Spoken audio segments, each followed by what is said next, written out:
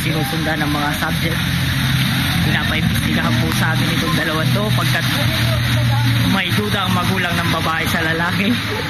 Pagmumukha pa lang po, hindi nakapanipaniwala. Kahit nakatalikod yan, halatang-halata naman. Ngayon na po. Unti-unti na po silang nagkakahulugan ng loob. At yung lalaki mukhang nahuhulugan ng panty. Ating po lapitan. Ating disturbohin. Ayan, buhok pa lang. Kaduda-duda na.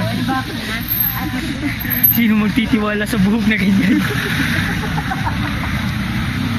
Alam ba ng magulang nyo kung nasaan kayo? Napapagod sila sa pagpapaaral. At itong kalukuhan na to ang nagaganap. Napakasakit. Napakasakit, Kuya Eddie. Ciao.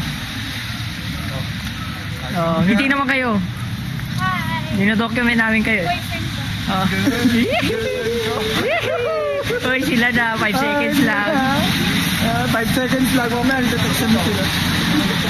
Mamaya, globe na si Jao. Ibabalik niya na yung globe ni Jao.